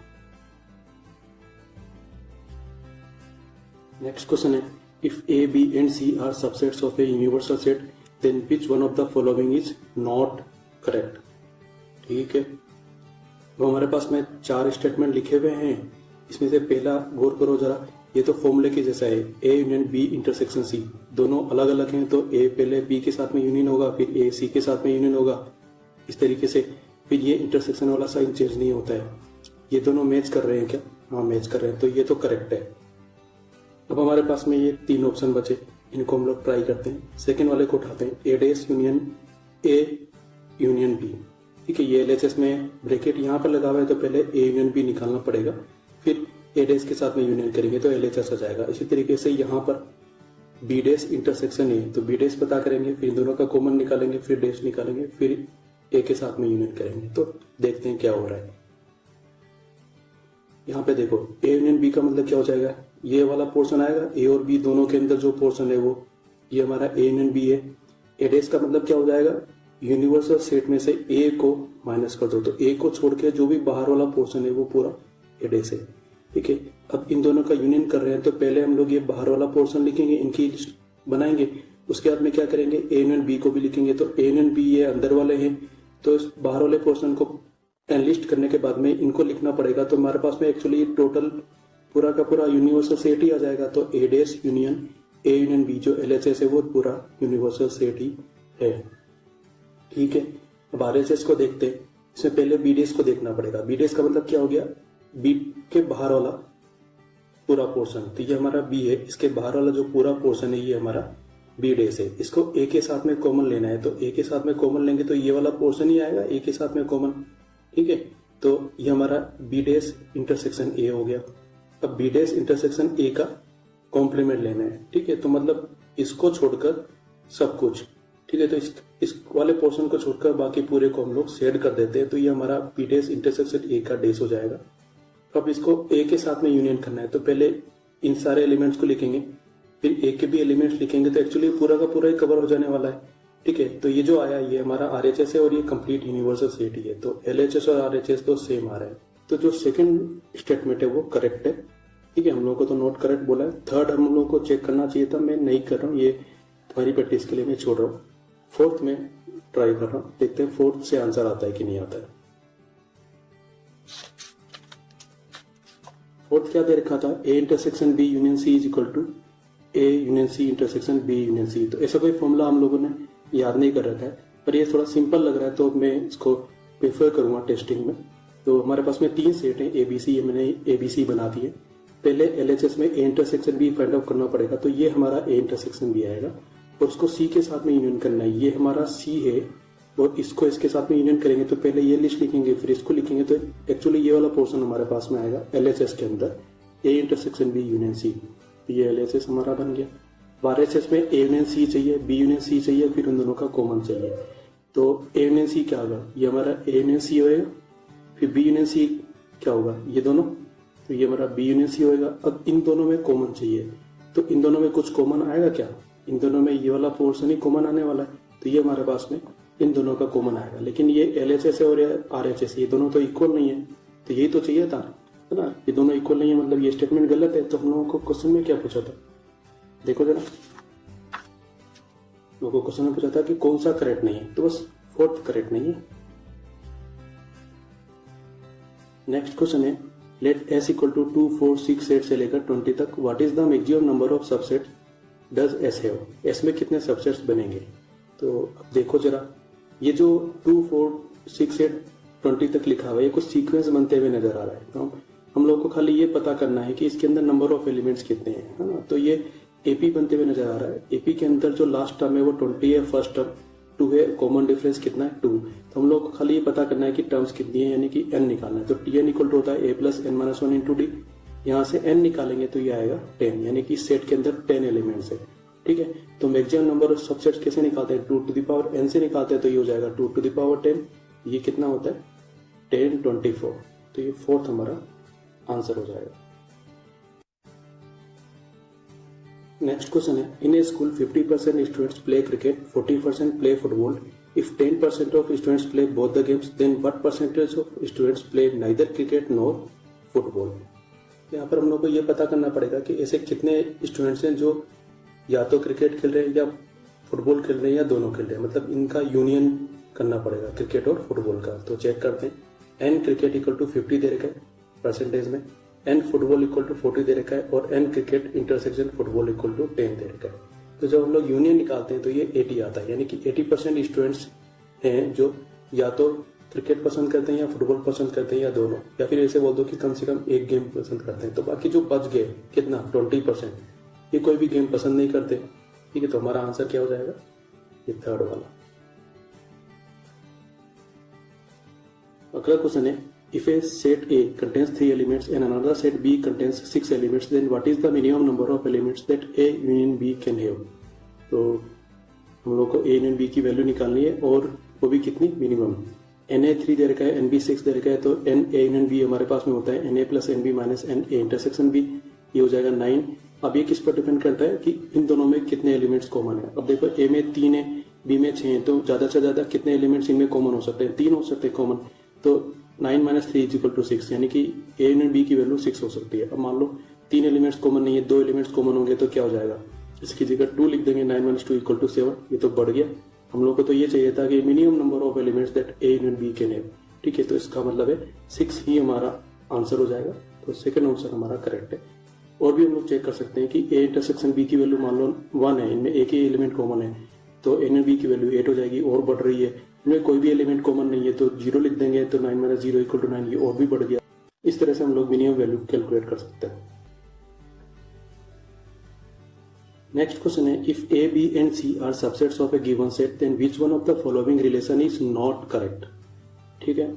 तो पहला है A intersection B is equal to A union B, तो पहले A इंटरसेक्शन B देखना पड़ेगा। A इंटरसेक्शन B ये पोर्शन है, इसको A के साथ में यूनियन करना है, तो ये वाले एलिमेंट्स भी आएंगे और ये वाले एलिमेंट्स भी आएंगे, तो ये हमारे पास में A union A intersection B हो गया। और RHS में A यूनियन B लिखा हुआ है, तो ये तो पूरा आ जाता है, ठीक है। ये दोनों इक्वल है क्या, नहीं है, तो यही करेक्ट नहीं है बस, तो पहला ऑप्शन ही हमारा आंसर है। बाकी को भी आप लोगों को एक बार ट्राई करके देखना चाहिए। नेक्स्ट क्वेश्चन है, if A equal to lambda, फिर एक सेट दे रखा है lambda comma mu, then power set of A is what. तो पावर सेट मतलब सेट ऑफ सबसेट्स, सबसे पहले क्या लिखेंगे, 5 लिखेंगे, फिर एक एलिमेंट को ले देंगे, एलिमेंट क्या है, लेमडा, तो लेमडा को सेट के अंदर लिख दिया। फिर अब दूसरा एलिमेंट खुद ब खुद ही एक सेट है, तो इसको एक सेट के अंदर लिखना पड़ेगा, इसको एक सेट के अंदर लिख दिया। फिर इन दोनों को एक साथ उठा लेंगे, लेमडा और इस सेट को, और इसको एक और सेट के अंदर लिख देंगे, ठीक है। और इनके बाहर हम लोग ये सेट लगा देंगे, तो ये हमारा पावर सेट हो जाएगा। आंसर में ऐसा कुछ दे रखा है क्या, हाँ, ये सेकेंड वाला। नेक्स्ट क्वेश्चन है, let X be a non empty set in A B C are subsets of X, ठीक है। कंसीडर द फॉलोइंग स्टेटमेंट्स, ये कुछ दे दिया है और इन सब में A इस सबसेट ऑफ C दे रखा है, तो A इस सबसेट ऑफ C मतलब A C से छोटा है, ठीक है, इसका मतलब A C के अंदर है। B के बारे में कुछ नहीं लिखा है, तो हम लोग मान लेते हैं कि B इनके बाहर है। इस केस में ये मान लेते हैं कि B C के साथ कॉमन है, इस केस में ये मान लेते हैं कि B A और C दोनों के साथ कॉमन है, और फिर उसके बाद चेक करते हैं कि इनमें से कौन सा करेक्ट हो सकता है, कौन सा नहीं हो सकता है, ठीक है। तो मान लो हम लोग पहले वाले स्टेटमेंट को देखते हैं कि A is a subset of C, जो हमने पहले से बना लिया है। फिर A इंटरसेक्शन B देखते हैं और C इंटरसेक्शन B भी देखेंगे, तो A इंटरसेक्शन B कुछ आएगा क्या, नहीं, 5 आएगा, और C इंटरसेक्शन B नहीं, इसमें भी कुछ नहीं आएगा, तो 5 सबसेट ऑफ 5, हाँ ठीक है, 5 तो सबका सबसेट होता है, तो ये करेक्ट है। A union B, A union B में ये A आएगा और ये B आएगा, ठीक है। फिर C union B, C union B में ये पूरा का पूरा C आ जाएगा और B भी आएगा, तो A union B C union B के अंदर है, हाँ ठीक है, तो A union B C union B का सबसेट है, तो ये स्टेटमेंट करेक्ट है। अब इन दोनों कंडीशन में भी इनको चेक कर लेते हैं, ठीक है। A इंटरसेक्शन B, इन दोनों में कुछ कॉमन है क्या, नहीं है, 5। C intersection B, C intersection B में कुछ आएगा, तो उस कुछ का सबसेट 5 होगा क्या, हाँ सही है। इसी तरीके से A यूनियन B, A और B को यूनियन करेंगे तो वो C यूनियन B का सबसेट आएगा, यानी कि इस वाली कंडीशन के लिए भी फर्स्ट स्टेटमेंट करेक्ट है। थर्ड कंडीशन को भी फर्स्ट में चेक कर लेते हैं, A इंटरसेक्शन B में ये थोड़ा सा पोर्शन आएगा, C इंटरसेक्शन B में ये बड़ा सा पोर्शन आएगा, तो ये छोटा वाला पोर्शन बड़े वाले के अंदर है, यानी कि ये इसका सबसेट है, तो ये करेक्ट है। A यूनियन B में A और B दोनों आ जाएंगे, C यूनियन B में C और B दोनों आ जाएंगे, तो A और B C यूनियन B के सबसेट है, ठीक है। तो इसका मतलब फर्स्ट स्टेटमेंट तीनों कंडीशंस के लिए करेक्ट है।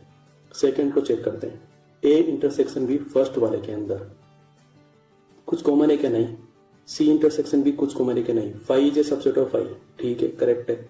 दूसरे के लिए भी चेक करना है, यहाँ पे पहले से लिखा हुआ है कि for all the set B, ठीक है, तो इनके लिए चेक करते हैं, A इंटरसेक्शन B कुछ आएगा क्या, नहीं।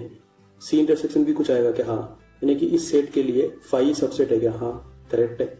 इसके लिए भी चेक कर लेते हैं, A इंटरसेक्शन B में ये छोटा सा पोर्शन आएगा, C इंटरसेक्शन B में ये बड़ा सा पोर्शन आएगा, तो ये छोटा वाला पोर्शन बड़े वाले पोर्शन के अंदर है, यानी कि ये इसका सबसेट है, यानी कि सेकंड ऑप्शन भी करेक्ट है। तो यहाँ पे लिखा है 1 और 3, तो ये गलत हो गया, ठीक है। थर्ड चेक करना बाकी है। थर्ड में क्या बोल रखा है, A union B is subset of C union B.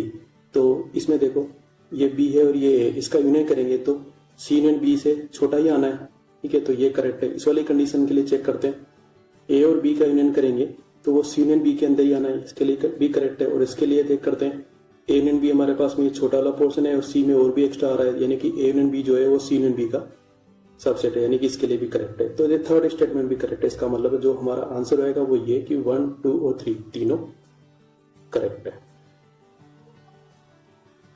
Next question है, consider the following statement for the two non empty sets A and B, A intersection B union A intersection B dash union A dash intersection B is equal to A union B. तो इसको हम लोग try करते हैं। तो पहले brackets को देखना है, फिर इनका यूनियन निकालना है। ठीक भाई, ए इंटरसेक्शन बी पहले वाला तो यही पोर्शन आने वाला है। इसमें पहले बी डेस देखना पड़ेगा, उसको एक के साथ में कॉमन निकालना पड़ेगा। तो बी डेस का मतलब क्या है, बी को छोड़ दो, उसके बाहर के जितने भी एलिमेंट्स हैं वो सब। अब जब इसको एक के साथ में कॉमन निकालेंगे तो इतना सब पोर्शन ही तो कॉमन आएगा, ये वाला, तो ये हो जाएगा A intersection B dash. Next A dash देखते हैं।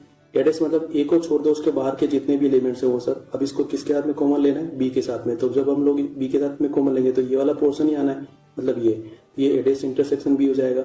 अब क्या करना है, इन तीनों का यूनियन निकालना है, मतलब इसका और इसका यूनियन निकालेंगे तो ये लेफ्ट वाला पोर्शन यहाँ से आ जाएगा, बीच वाला पोर्शन यहाँ से आ जाएगा और इधर राइट वाला पोर्शन यहाँ से आ जाएगा। तो ये जो बना है ये दरअसल ए यूनियन बी हो गया। ठीक है, तो LHS और RHS इक्वल है, यानी कि फर्स्ट स्टेटमेंट तो करेक्ट है। अब सेकंड को चेक करते हैं। अब सेकंड में क्या दे रखा है, A union A dash intersection B dash. तो पहले ए डेस निकालना है, फिर बी डेस निकालना है और दोनों का इंटरसेक्शन निकाल के फिर यूनियन करना है। तो ए डेस का मतलब ए को छोड़कर उसके बाहर वाला सारा पोर्शन, बी डेस का मतलब बी को छोड़कर उसके बाहर वाला सारा पोर्शन। तो जब इन दोनों का कॉमन निकालेंगे तो बाहर वाला पोर्शन कॉमन आएगा, तो बाहर वाला पोर्शन कॉमन लिख दिया हम लोगों ने, ए डेस इंटरसेक्शन बी डेस। अब इसका यूनियन करना है ए के साथ में। तब जब इनका यूनियन करेंगे तो बाहर वाला पोर्शन तो आएगा, साथ में ए का पोर्शन भी आएगा। मतलब ये इस तरीके से हमारे पास में A union A dash intersection B dash बन जाएगा। अब ये तो LHS हो गया। अब RHS क्या है, A union B. A union B ऐसे बनता है, ये दोनों इक्वल है क्या, नहीं, ये दोनों इक्वल नहीं है, यानी कि सेकंड स्टेटमेंट फॉल्स है। तो हमारा आंसर हो जाएगा कि खाली फर्स्ट करेक्ट है, सेकंड करेक्ट नहीं है, तो only first is correct. Next question है, if A is equal to x belongs to Z x cube minus 1 is equal to 0 और B is equal to x belongs to Z x square plus x plus 1 is equal to 0, then what is A intersection B. A निकालो, B निकालो, दोनों का common निकाल लो। तो ए में क्या है, x cube minus 1 is equal to 0, x cube is equal to 1, x equal to कितना हो जाएगा 1 टू द पावर 1/3। तो ये क्या हो गया, 1 का क्यूब रूट, और 1 का क्यूब रूट होते हैं 1 ओमेगा और ओमेगा स्क्वायर, इनकी वैल्यू ये होती है। तो सेट ए में हमारे पास में 1 है, ओमेगा है और ओमेगा स्क्वायर है। बी में क्या है भाई, x square plus x plus 1 is equal to 0। इसको सोल्व करते हैं तो हमारे पास में ये दो वैल्यूज आएंगी, एक तो प्लस वाली इसमें से और एक माइनस वाली। तो ये हमारे पास बी है, इन दोनों में कॉमन आएगा क्या, 1 को छोड़कर बाकी दोनों कॉमन है, ये दोनों हमारे कॉमन आंसर है। तो इसमें आंसर दे रखा है क्या, हाँ, सेकेंड वाला हमारा करेक्ट आंसर। नेक्स्ट क्वेश्चन है, if A is equal to P set 1,2 where P denotes the power set, then which one of the following is correct. तो P क्या है, इस सेट का पावर सेट है। तो हम लोग इस सेट को सपोज सेट B मान लेते हैं और ये लिख देते हैं PB। ये हमारा सेट B है। अब इसका पावर सेट बनाना है तो क्या करना है, इसके सबसेट लिख देना है और उनको सेट के अंदर बंद कर देना है। तो इसका पावर सेट क्या होगा, पहले 5 आएगा, फिर 1 आएगा, फिर 2 आएगा, फिर ये दोनों आएंगे। तो ये हमारे पास में पावर सेट है। ठीक है, यही A है। अब चेक करना है कि क्या करेक्ट है। पहले में क्या लिखा है, set 1,2 is a subset of A, नहीं, ये गलत है। ए तो इसके अंदर है, इसका सबसेट थोड़ा ना है, इसका सबसेट बनाएंगे तो ये तो कुछ ऐसे बनेगा, 1,2 लिखेंगे, फिर एक और सेट वाला साइन यहाँ पे काम में लेंगे, इस तरीके से लिखा जाएगा। ठीक है, तो फर्स्ट वाला गलत है। फिर 1 बिलोंग्स टू ए, 1 इसके अंदर है क्या, नहीं है, 1 का सेट है इसके अंदर, ये गलत है। 5 does not belong to A, तो ये गलत है, 5 तो इसके अंदर होता है। 1,2 सेट बिलोंग्स टू ए, हाँ, ये इसके अंदर है, तो ये करेक्ट है। तो फोर्थ ऑप्शन हमारा आंसर हो जाएगा। नेक्स्ट क्वेश्चन है, for a set A consider the following, A union power set of A is equal to this one, set A intersection power set of A equal to A power set of A minus set A is equal to P A power set of A, where P is power set, which of the statement given above is और are correct. ठीक है, तो हम लोग ए को मान लेते हैं 1,2 और उसका पावर सेट ये बन जाएगा, 5 आएगा, 1 आएगा, 2 आएगा और 1,2 हो जाएगा। ठीक है, अब पहले वाला चेक करते हैं कि A union power set of A कितना आएगा। ए मतलब पहले ए के एलिमेंट्स लिखेंगे तो 1 और 2 लिख दिए, फिर पी ए के एलिमेंट्स लिख देंगे, ये लिख दिए, तो ये हमारे पास में आया। तो ये पावर सेट ऑफ ए के इक्वल थोड़ा ना, ये 1 2 एक्स्ट्रा आ रहे ना, तो फर्स्ट स्टेटमेंट गलत है। ठीक है, सेकंड, सेट के अंदर ए लिखा हुआ है। ठीक है, तो सेट के अंदर ए लिखा हुआ है, तो ए तो हमने 1,2 सेट माना था, तो ये पूरा सेट के अंदर लिखा जाएगा। फिर इंटरसेक्शन पी ए के साथ में करेंगे, तो इनमें कॉमन आ रहा है, देखो ये सेट के अंदर है, ये भी है, तो ये कॉमन आएगा। तो हमारे पास में आंसर क्या आएगा इसका, 1,2 सेट के अंदर। तो ये क्या चीज है, ये ए ही तो था, यानी कि this must be equal to A, तो सेकंड वाला करेक्ट है।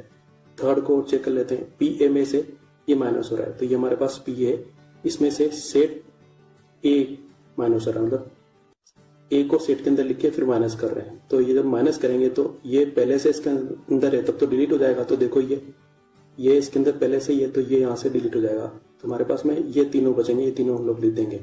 ये पावर सेट है क्या, नहीं, ये पावर सेट नहीं है, तो फर्स्ट और थर्ड करेक्ट नहीं है, सेकेंड ही करेक्ट है ना। तो हमारा जो आंसर रहेगा वो 2 ओनली। नेक्स्ट क्वेश्चन है, if 5 is a null set then which one of the following is correct.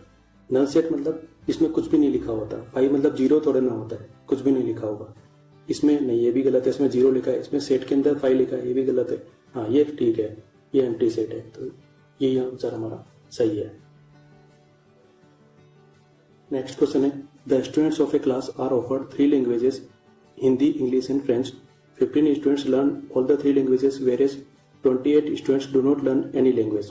The number of students learning Hindi and English but not French is twice the number of students learning Hindi and French but not English. The number of students learning English and French but not Hindi is thrice the number of students learning Hindi and French but not English. 23 students learn only Hindi, 17 students learn only English. The total number of students learning French is 46 and the total number of students learning only French is 11.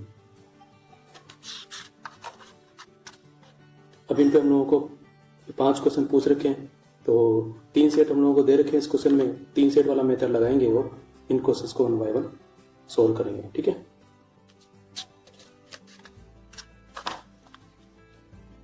इसमें इस तरीके से हमारे पास में set बनेंगे, ये हिंदी के लिए, इंग्लिश के लिए, फ्रेंच के लिए, और ये हमारे पास में डेटा है। ठीक, तो क्वेश्चन में ये लिखा हुआ है कि 15 students learn all the 3 languages, यानी कि ये ई है, इसकी वैल्यू 15 लिख के दे रखी है। नेक्स्ट लिखा हुआ है, number of students learning Hindi and English but not French, Hindi and English but not French, यानी कि इन दोनों वाले के लिए चाहिए बी। ठीक है, it's twice the number of students learning Hindi and French but not English, Hindi and French but not English, यानी कि डी। तो B is equal to 2D हमारे को लिख के दे रखा है। इसी तरीके से the number of students learning English and French, ये इंग्लिश और फ्रेंच बट नॉट हिंदी, यानी कि इसको छोड़ना पड़ेगा, एफ आएगा खाली। इस thrice the number of students learning Hindi and French but not English, यानी कि एफ जो है वो टी का 3 टाइम्स है, तो एफ इक्वल टू 3D। फिर लिखा हुआ है 23 students learn only Hindi, 23 students learn only Hindi, यानी कि ये ए, और 17 students learn only English, only English means ये सी, तो सी इक्वल टू 17 हम लोगों को पता है। ठीक है, the total number of students learning French is 46, French means ये वाला पोर्शन डी ई एफ और जी, ये 46 दे रखा है। The total number of students learning only French is 11, learning only French means ये जी वाला, इसकी वैल्यू 11 लिख के दे रखी है। अब आगे चलते हैं, इन इक्वेशंस को सोल्व करना है हम लोगों को। ई 15 दे रखा है, एफ की वैल्यू कितनी है 3D, ये रख देते हैं 3D, जी की वैल्यू कितनी है हमारे पास में 11। ठीक है, तो ये लिख देते हैं, इनको सोल्व करते हैं, तो डी की वैल्यू कितनी आएगी 5, टी पता चल जाएगा तो बी और एफ पता चल जाएगा हम लोगों को। ठीक है, अब फर्स्ट क्वेश्चन में हम लोगों को पूछा है 2 लैंग्वेजेस ओनली। ठीक है, ऐसे कितने लोग हैं जो खाली 2 लैंग्वेजेस पढ़ते हैं, तो 2 लैंग्वेजेस के लिए देखो क्या होगा, एच और ई है ना, खाली ये, इसमें एफ नहीं आना चाहिए। ठीक है, तो बी आएगा। इसी तरीके से ई और एफ, इसमें एच नहीं आना चाहिए, यानी कि एफ आएगा। इसी तरीके से एच और एफ, इसमें ई नहीं आना चाहिए, यानी कि डी आएगा। तो बी, एफ और डी, इनका सम निकालना है, कितना जाएगा 30। इसी तरीके से एटलीस्ट 2 लैंग्वेजेस, एटलीस्ट 2 लैंग्वेजेस का मतलब 2 या फिर 3, तो ये एग्जैक्टली 2 लैंग्वेजेस के लिए और ये एग्जैक्टली 3 लैंग्वेजेस के लिए। एग्जैक्टली 2 तो हम लोगों ने अभी देखा ये 30 है और एग्जैक्टली 3 मीन्स ये ई लिख दिया, ई की वैल्यू कितनी दे रखी है 15, ये पुट किया तो इसका आंसर कितना हो जाएगा 45। थर्ड क्वेश्चन में हम लोगों को पूछा है what is the total strength of the class. ठीक, तो टोटल स्ट्रेंथ निकालने के लिए हम लोग को इन सब का सम करना पड़ेगा। पहले इन सब का सम करते हैं तो ये आता है 96। अब क्वेश्चन में हम लोगों को ये लाइन लिख के दे रखी है कि 28 students do not learn any language. ठीक है, अब इसका मतलब क्या है, इसका मतलब ये है कि जो हमने A+B+C वगैरह किया है उसके अंदर 28 ऐड करना पड़ेगा, क्योंकि वो तो कोई भी लैंग्वेज लर्न नहीं कर रहे थे। ठीक है, तो जो हमारा फाइनल आंसर आएगा टोटल स्ट्रेंथ के लिए वो ये हो जाएगा 96 प्लस 28 कितना आएगा बताओ जरा, 124। ठीक है, नेक्स्ट है इंग्लिश और फ्रेंच वाले। इंग्लिश और फ्रेंच वाले ई और एफ है, तो हमारे पास में E+F कितना आएगा 30। नेक्स्ट है how many students learn at least one language. At least one language का मतलब only one, only two and only three. तो ओनली वन में ये लिख दिया, ओनली टू में 30 लिख दिया, ओनली थ्री में ई लिख दिया। ई की वैल्यू 15 है, ये 30 है और इसको सम करते हैं तो 51 आता है। टोटल हमारे पास में कितना हो जाएगा 96। ठीक है, नेक्स्ट क्वेश्चन है A = 1 2 5 6 and B = 1 2 3 then what is A cross B intersection B cross A equal to. और यहाँ पर सेट के फॉर्म में हम लोगों को आंसर लिख के दे रखा है, तो A क्रॉस B निकालो, B क्रॉस A निकालो, कॉमन निकालो, बहुत सिंपल है। तो A क्रॉस B के लिए A के एलिमेंट्स लेंगे, B के साथ पेयरिंग करेंगे 1 1 1 2 1 3, फिर 2 1 2 2 2 3, इस तरह से हमारे पास में लिस्ट आ जाएगी।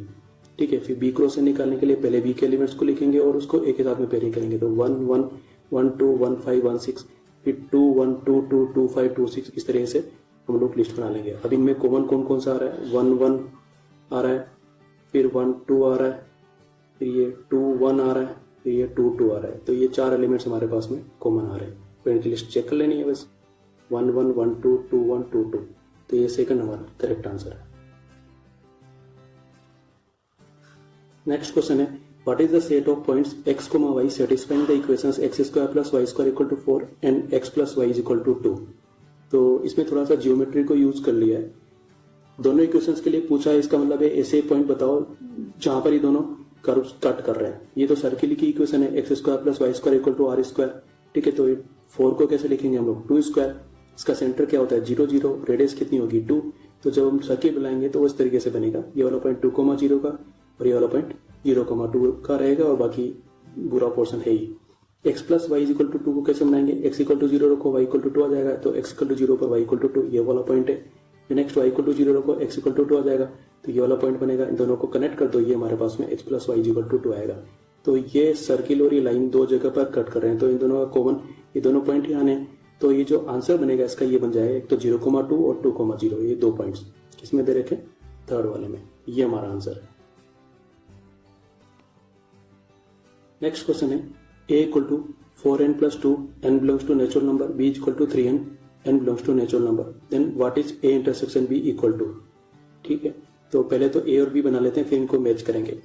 तो यहाँ पर n = 1 2 3 रखते चले जाओ, क्योंकि n belongs to n दे रखा है, नेचुरल नंबर दे रखा है। तो n = 1 रखेंगे तो ये 6 आएगा, n = 2 रखेंगे तो 10 आएगा। इस तरह से लिस्ट बनाएंगे। इसी तरीके से B की लिस्ट बनाएंगे। अब इन दोनों में से जो कॉमन आ रहा है वो ये है 6 18 30, इस तरीके से एक लिस्ट आ जाएगी। ठीक, अब इसको इसमें फिट करना है, तो फिट करने के लिए देखो सब में लिख रखा है कि n belongs to natural number, तो इस सब में n = 1 पुट करो, मैच करो, फिर n = 2 पुट करो, मैच करो। इस तरीके से हम लोग करेंगे। तो लास्ट वाला यानी फोर्थ ऑप्शन को ये सेटिस्फाई कर रहा है, यानी कि ये फोर्थ ही हमारा करेक्ट आंसर है। नेक्स्ट है A B C are non empty sets such that A intersection C = 5, यानी कि A और C में कुछ भी कॉमन नहीं है। Then what is A cross B intersection C cross B। तो जब हम लोग A क्रॉस B निकालेंगे तो पहले A के एलिमेंट्स लिखते हैं, फिर उसको B के साथ में पेयरिंग करते हैं, यही होता है। तो जब C क्रॉस B निकालेंगे तो पहले C के एलिमेंट्स लेके जाएंगे और फिर B के एलिमेंट्स लेके जाएंगे। तो इन दोनों में कुछ भी कॉमन नहीं आना है, क्योंकि दोनों के फर्स्ट एलिमेंट्स अलग अलग है, क्योंकि A और C में कुछ भी कॉमन नहीं है ना। तो यहाँ पे कुछ भी कॉमन नहीं आएगा, तो इसका आंसर क्या हो जाएगा 5। नेक्स्ट क्वेश्चन है if PQR are 3 non collinear points then what is PQ intersection PR। तो हमने ये 3 पॉइंट्स बना लिए और ये तीनों नॉन कोलिनियर हैं। ठीक है, अब पी क्यू लिखा है तो पी और क्यू को कनेक्ट कर दिया, पी आर लिखा है तो पी और आर को कनेक्ट कर दिया। इनमें कुछ कॉमन आ रहा है क्या? हाँ, ये पॉइंट पी ही कॉमन आ रहा है। ठीक है, तो जितने भी पॉइंट पी है वो यहाँ पर आ जाएंगे सेट के अंदर, तो यही हमारा आंसर है। नेक्स्ट क्वेश्चन है, if a non empty set A contains n elements then its power set contains how many elements. तो ये तो बहुत ही ज्यादा सिंपल है, 2 to the power n।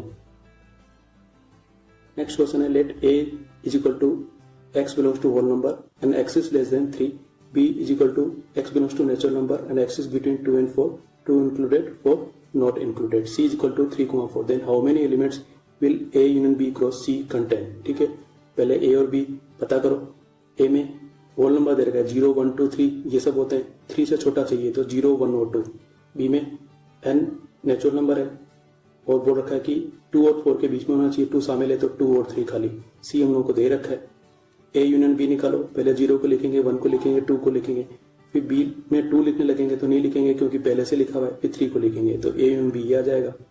अब देखो a union b cross c हम लोगों को करना है, तो पहले a यूनियन b के एलिमेंट्स आएंगे फिर c के एलिमेंट्स आएंगे, तो a यूनियन b ये रहा 0,3, 0,4 ये दोनों बन गए, फिर 1,3, 1,4 ये दोनों बन गए, फिर 2,3, 2,4 फिर 3,3 और 3,4 ये हमारे पास में एलिमेंट्स हो जाएंगे। ये कितने आएंगे? 1, 2, 3, 4, 5, 6, 7, 8 हो जाएगा। ठीक है, और वैसे भी कैलकुलेट कर सकते हैं, एन ए एन बी 4 है, एन सी 2 है, तो कितना आ जाएगा? 4 × 2 = 8। लेकिन ऐसे क्वेश्चन जब भी करने हैं तो उनको पूरा बनाओ और काउंट करो, ज्यादा सही है, सेफ साइड में रहते हैं। नेक्स्ट क्वेश्चन है, the set A is equal to x, x plus 4 is equal to 4 can also be represented by what. तो x plus 4 is equal to 4 को सोल्व करो, x इक्वल टू 0 आएगा। ठीक है, तो यहाँ पर एक एलिमेंट लिखा जाएगा 0, तो ये जो सेट ए है वो कैसे बन जाएगा? इस तरीके से। इसमें कोई दे रखा है क्या? फर्स्ट वाला हमारा आंसर है। अब नेक्स्ट क्वेश्चन है, in a city 3 daily newspapers A, B, C are published, 42% read A, 51% B, 68% C, 30% read A and B, 28% read B and C, 36% read A and C, 8% do not read any of the newspapers. ठीक है, उसके बाद में हम लोगों को कुछ question दे रखे, तो ये क्वेश्चन भी वेन डायग्राम के हिसाब से होगा। 3 सेट हम लोगों को दे रखे A, B, C, लेकिन हम लोगों को यहाँ पे ये नहीं दे रखा कि तीनों न्यूज़पेपर्स पढ़ने वाले लोग कितने हैं, तो क्वेश्चन में थोड़ा सा सोचना पड़ेगा हम लोगों को। चलो ट्राई करते हैं।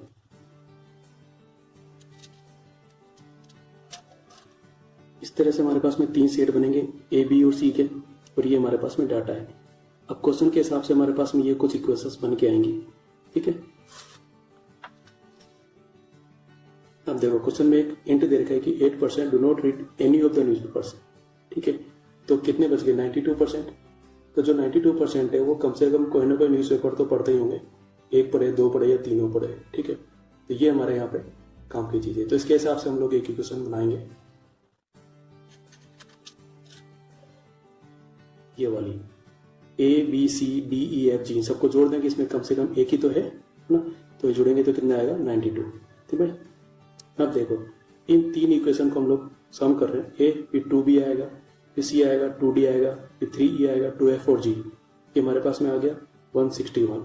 ठीक है, फिर इन तीनों इक्वेशंस को हम लोग सम करते हैं, B, D, F आएगा, 3E आएगा और इधर हमारे पास में 94 आ जाएगा। इन दोनों को हम लोग माइनस करेंगे, A आ जाएगा, 2B में से एक B जाएगा, B बचेगा, C आ जाएगा, 2D में से एक D चला जाएगा, D बचेगा, 3E कैंसिल हो जाएगा, 2F में से एक F जाएगा, F बचेगा और G आ जाएगा।